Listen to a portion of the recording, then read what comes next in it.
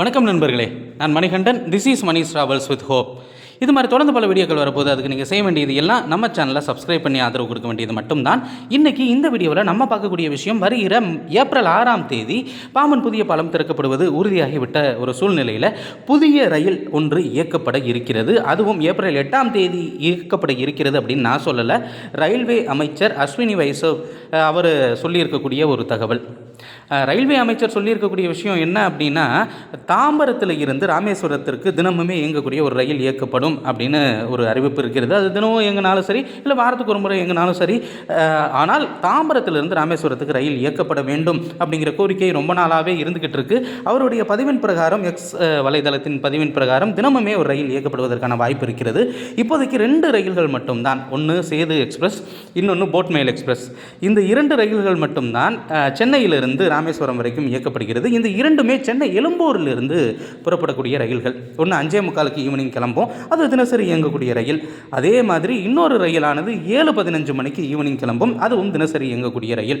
இந்த 2 ரயில்களுமே எக்மோரிலிருந்து புறப்படுவதனால அங்கேயே கூட்டம் அப்படிங்கிறது ஃபுல்லாகிடுறது. தாம்பரத்தில் அன்ரிசர்வ்டு பயணிகள் ஏறும்போது அவர்களுக்கான இருக்கைகள் அப்படிங்கிறது கேள்விக்குறி தான். ஆனால் தாம்பரத்தில் இருந்தே ஒரு ரயில் இயங்கினா ரொம்பவும் நல்லா இருக்கும் அப்படின்னு ரொம்ப நாளாக ஒரு கோரிக்கை இருந்தது. இப்போது பாம்பன் பாலம் திறக்கப்பட்டவுடன் அதற்கான வாய்ப்பு ஏற்பட்டிருக்கிறது அப்படின்னு தான் சொல்லணும். அது மட்டும் இல்லாமல் இந்த பாம்பன் பாலம் திறக்கப்பட்டவுடன் பல்வேறு பகுதிகளை இணைக்கும் விதமாக ராமேஸ்வரத்துக்கு ரயில்கள் இயக்கப்படும் அப்படின்னு அறிவிப்பு அப்படிங்கிறது ரொம்ப நாளாகவே இருந்துக்கிட்டு இருக்கு. அதில் மங்களூரில் இருந்து பொள்ளாச்சி பழனி வழியாக ராமேஸ்வரத்துக்கு ரயில்கள் இயக்கப்படும், அந்த ரயில் தான் முதல் ரயிலாக இருக்க வாய்ப்பு இருக்கிறது அப்படின்லாம் சொல்லிட்டு இருந்தாங்க. ஆனால் 8ஆம் தேதி முதல் இந்த ரயில் இயக்கப்படும் அப்படின்னு ரயில்வே அமைச்சர் தெரிவித்திருப்பதன் மூலமாக ராமேஸ்வரத்திற்கு தாம்பரத்திலிருந்து புதிய ரயில் இயக்கப்படும் அப்படிங்கிற ஒரு நம்பிக்கை மட்டும் நிச்சயமாக இருக்கிறது.